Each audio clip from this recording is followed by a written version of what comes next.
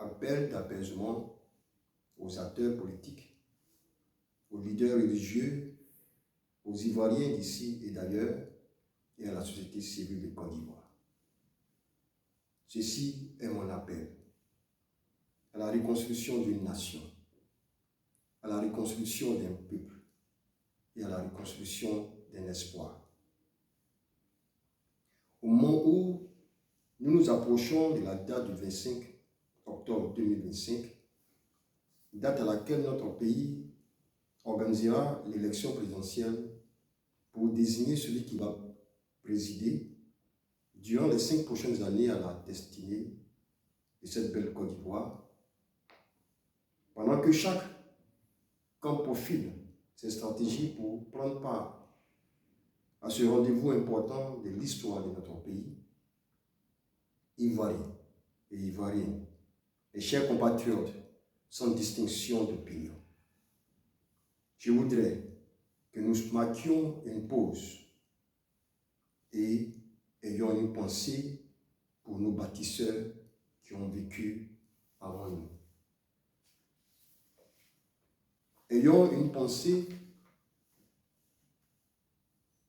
pour feu le président Félix Houphouët-Boigny, premier président de la République de Côte d'Ivoire.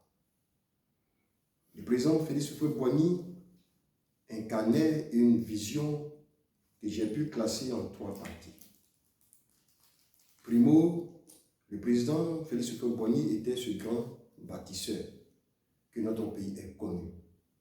Il suffit de contempler la Côte d'Ivoire de 1946 à aujourd'hui pour s'en apercevoir. Secondo, il incarnait l'homme de paix et de dialogue. Sous sa gouvernance, nous n'avions jamais connu de crise identitaire aussi grave que nous observons aujourd'hui. Il partageait sa patrie avec les peuples venus d'ici et d'ailleurs. Tertio, il était celui qui recherchait inlassablement l'indépendance économique de son pays, en s'appuyant sur un système éducatif puissant, capable de former des cadres ivoiriens qui, sur place, transformeraient nos matières premières et faire de la Côte d'Ivoire la locomotive de l'Ouest africain, exportant son potentiel humain et imposant son rayonnement au monde et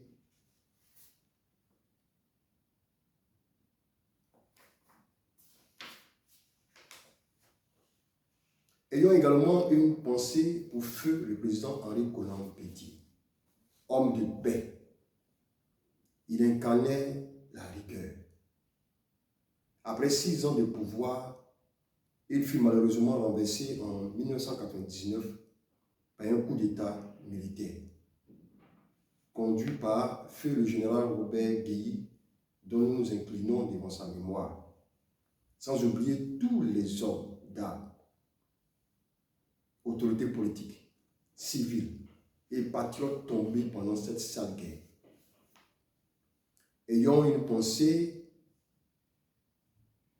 pour nos vaillants hommes de paix qui sont encore en vie parmi nous. Au président Laurent Gbagbo, Monsieur le Président Laurent Gbagbo, l'acte d'amour le plus parfait est le sacrifice.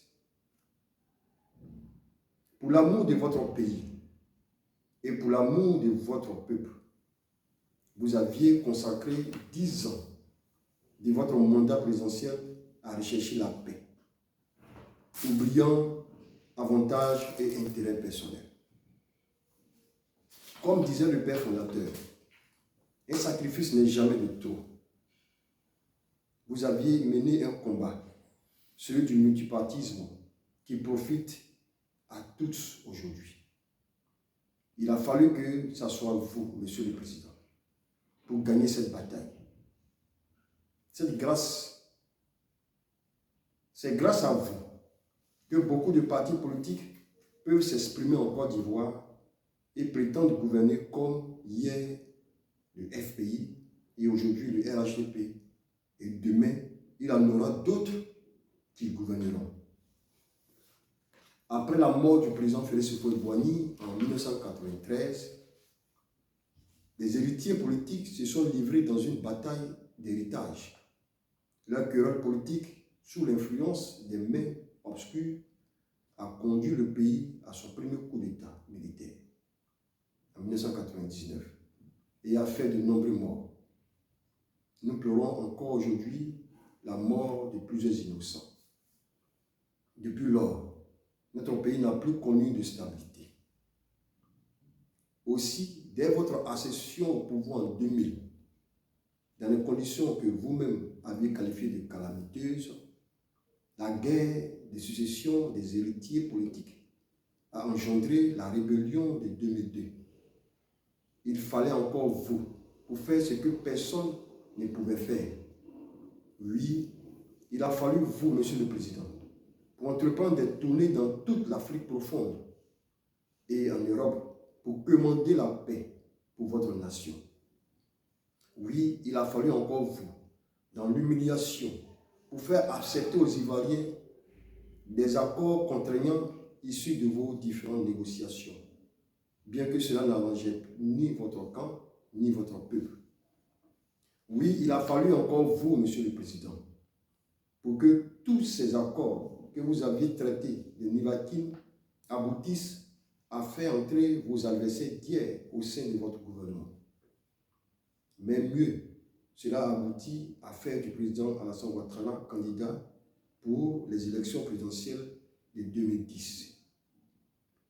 Malgré tous ces sacrifices consentis au nom de la paix, la crise s'est malheureusement prolongée jusqu'en 2010, faisant plus de 3000 morts, de nombreux orphelins, des veuves et des victimes. Là encore, vous aviez été malheureusement au cœur de cette grosse injustice. Vous aviez été inculpé, vous et votre famille politique, et tout votre entourage, des faits dont vous n'étiez même pas concernés. Vous et vos proches aviez fait la prison. Vous aviez été humiliés, exclus de la vie politique de votre pays, traités de tous les noms de diable, au plan national comme international. Mais pour le ciel, rien n'est fortuit. Vous n'aviez pas construit de pont, c'est vrai. Mais vous aviez bâti le plus grand pont d'accord politique que personne, à part vous, ne pouvait construire. Vaillant homme de paix et de dialogue, vous aviez mis fin à la rébellion par le pont de la tolérance, du don de vous-même et du dialogue, que vous aviez construit des valeurs dont vous aviez hérité du président Félix Houphouët-Boigny. Vous venez là d'accomplir le deuxième fondement de sa vision. La preuve, Dieu vous a protégé et élevé. Monsieur le Président, vous-même vous l'aviez dit et je cite, un leader, quand il marche, il laisse des traces qui influencent positivement la génération présente et future. Monsieur le Président, nous vous aimons et nous vous faisons confiance pour ce que vous aviez traversé comme difficulté et adversité pour être là où vous êtes aujourd'hui. Et non pour ce que vous avez accompli. Nous n'admirons pas votre intellect, ni les projets réalisés, ni le nombre ou la qualité d'amis que vous possédez à l'international. Mais nous admirons plutôt le fait que vous aviez lutté face au président Félix Houphouët-Boigny et obtenu le multipartisme. Nous admirons le fait que vous aviez été celui qui s'est sacrifié pour qu'il ait le calme pendant 15 ans dans notre pays. Nous admirons le fait que vous aviez été transféré injustement à la CPI pendant 10 ans et que vous en êtes sorti, grandi, totalement blanchi, sans que vous ne vous vengiez. Monsieur le Président, vous n'avez plus rien à prouver à qui que ce soit. Les Ivoiriens et les Africains continueront de vous aimer, de vous respecter et de vous faire confiance. Nous sommes à quelques mois de la présidentielle de 2025. Et votre nom n'est toujours pas encore été inscrit sur la liste. Monsieur le Président Laurent Gbagbo, si jusque-là, aucun compromis n'a été trouvé pour vous inscrire à nouveau sur la liste, ne faites rien qui puisse tenir tous ces sacrifices consentis et garder votre incorruptibilité.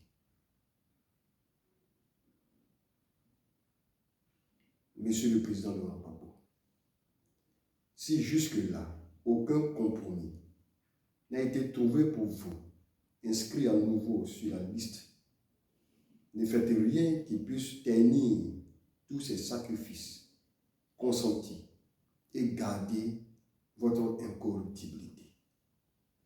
Le Dieu qui vous a établi hier, président de la République, dans des conditions calamiteuses, face à un régime militaire puissamment armé au pouvoir, le même Dieu qui vous a également protégé face à une force mondiale puissamment armée, le Dieu qui vous a protégé jusqu'à votre sortie de la CPI, décidera votre prochaine mission au moment venu. Je peux croire qu'au regard de l'évolution rapide du monde et de la naissance d'une nouvelle mentalité africaine, en général, le défi de lutter pour défendre la souveraineté de l'Afrique et d'arracher à tous les prix notre indépendance politique et économique est très noble et s'impose même. Mais il y a une mission plus grande qui transcende sur notre idéologie politique et notre combat. Oui, Monsieur le Président Gbagbo, votre nom révèle cet appel divin. G comme gloire, B comme brillance, A comme alliance. G comme gloire, B comme brillance et O comme offrande. Monsieur le Président, la gloire de l'Éternel s'est levée sur vous pour que vous brillez de mille feux en alliance avec Dieu. Sa glorieuse présence brille sur vous et vous a donné comme une offrande pour accomplir sa volonté pour la Côte d'Ivoire. Voici le manteau spirituel que vous portez. Voilà pourquoi vous êtes encore en vie pour parachever cette dernière mission. Monsieur le Président, sachez que vous resterez toujours dans notre cœur.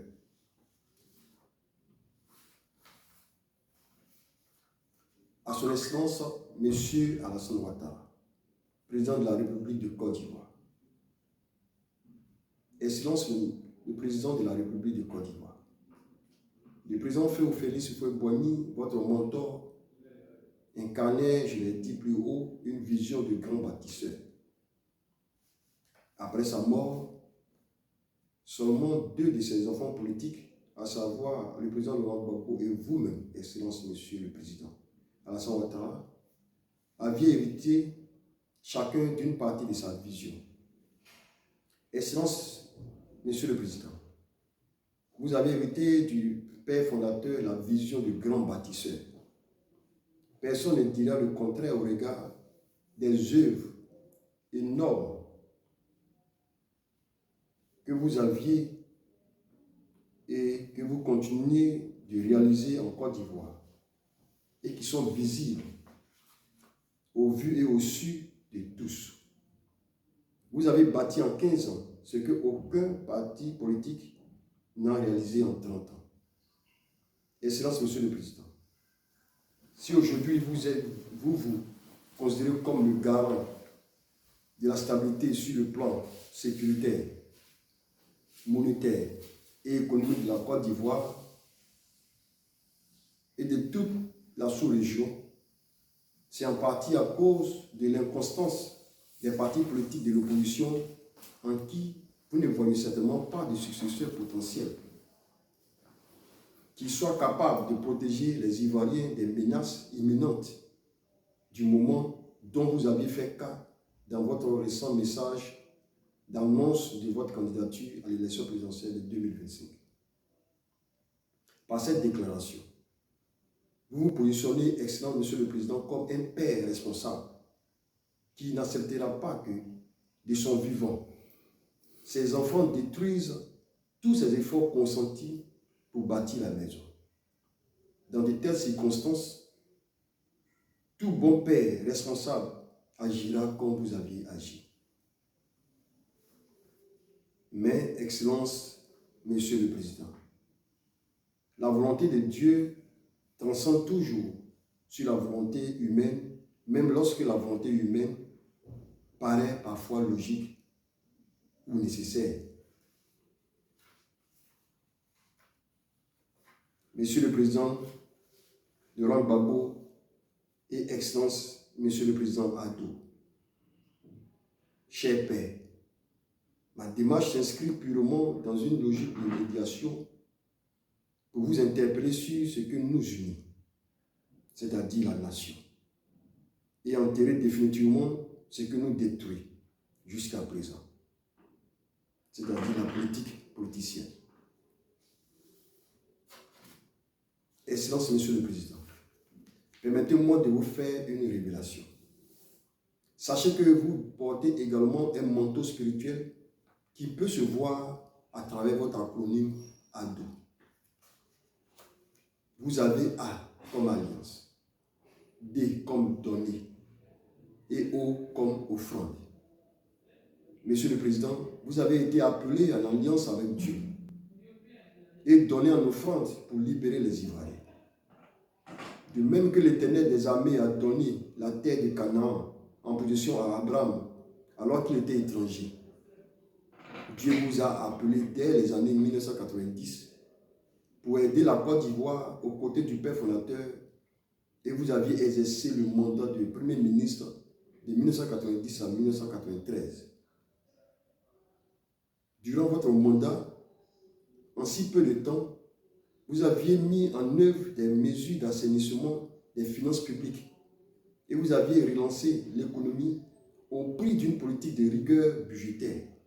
Oui, Excellence Monsieur le Président, vous aviez travaillé avec amour et sans repos à redonner de l'espoir aux Ivoiriens. Excellence Monsieur le Président, vous avez subi malheureusement durant ces 20 années toutes sortes de railleries, de souffrances, de rejet, d'humiliation, de calomnie, de parjure, d'insultes, de mépris, de haine et de tous les noms de diable, comme Abraham l'a subi également en terre promise.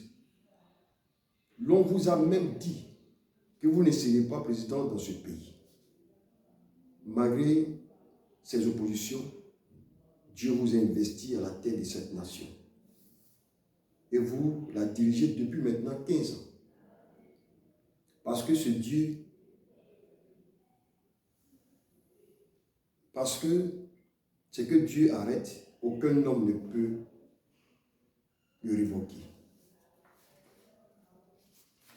Si vous aviez accompli toutes ces choses, c'est parce que Dieu vous a appelé pour être en alliance avec lui. Et vous a donné comme une offrande pour libérer les Ivoiriens et l'humanité.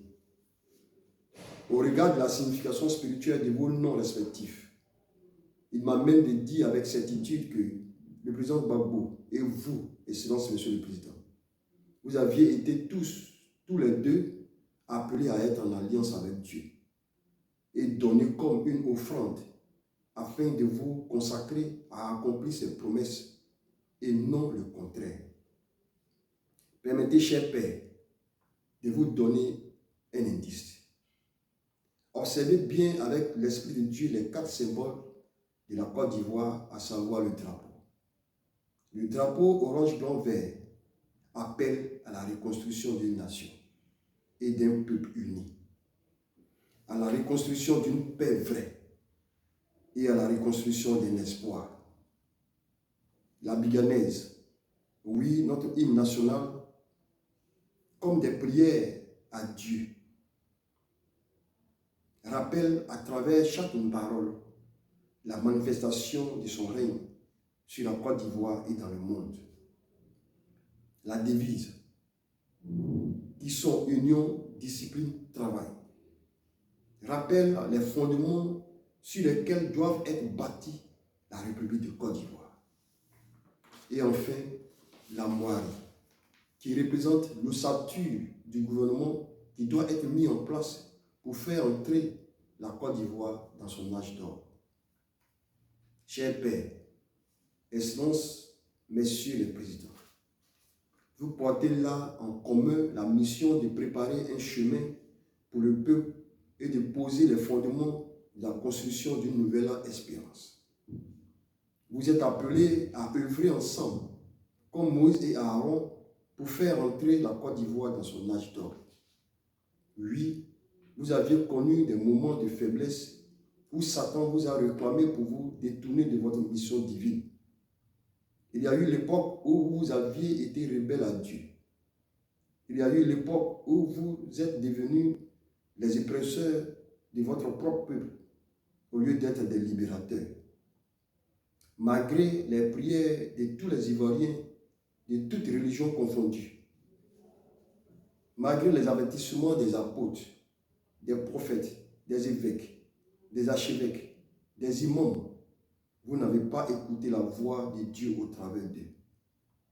Vous n'avez point eu d'égard à la correction divine. Vous vous êtes éloigné de l'Éternel, votre Dieu. Chers pères, Excellences, Messieurs les Présidents, Gbagbo et Addo, vous pouvez encore vous racheter. Prenez donc garde de vous conduire avec circonspection, non comme les insensés, mais comme les sages. C'est pourquoi, chers pères, ne soyez pas inconsidérés, mais comprenez quelle est la volonté du Seigneur et que ce devoir d'obéir à sa volonté transcende votre parole donnée, votre engagement politique, personnel et partisan. Main dans la main, vous êtes maintenant appelés à passer la main et d'apporter tous vos soutiens à celui que Dieu lui-même aura désigné et préparé. Permettez que je vous donne un indice. Le potentiel successeur incarnera la nouvelle gloire. Il sera un homme fortement attaché au principe de l'impartialité, la neutralité et l'indépendance. Un homme de bonheur et de paix. Il incarnera en lui la douceur et le don de soi. Un homme de foi. Il portera en lui par-dessus tout un esprit de sagesse, d'intelligence, de force, de conseil, de connaissances, craignant Dieu avec lesquelles il a été préparé pour diriger. L'image qui représente parfaitement ce plan divin est symbolisée par la moirée de la République de Côte d'Ivoire. Comme l'éléphant au centre, échapeauté par le soleil levant, ainsi il se tiendra main dans la main entre vous, ses pairs. Il parlera comme une trompette pour faire marcher les fiers Ivoiriens à la clarté de la face de Dieu. Comme les deux palmiers dorés, l'un à droite et l'autre à gauche, ainsi le président Gbagbo et Excellence Monsieur le Président Addo, vous vous tiendrez debout, l'un à sa droite et l'autre à sa gauche. Selon le plan divin, vous représentez, chers pères, les chandeliers d'or qui l'aideront et l'accompagneront à accomplir la volonté de Dieu. Chers pères, par votre obéissance à la voix de l'Éternel, vous pourrez encore éviter ce pays de s'embraser et faire encore des morts. Soyez des acteurs qui procurent la vie. Et qui sait, si ce n'est pas pour un temps comme celui-ci que vous êtes parvenus à la tête de cette nation et que vous êtes encore en vie en dépit de tout ce que chacun de vous a traversé.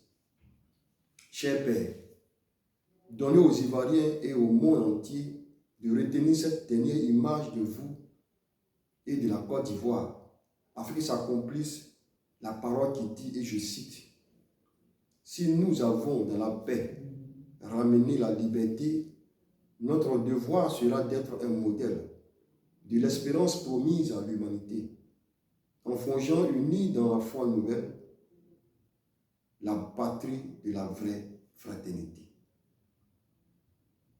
Nous vous aimons, messieurs les présidents.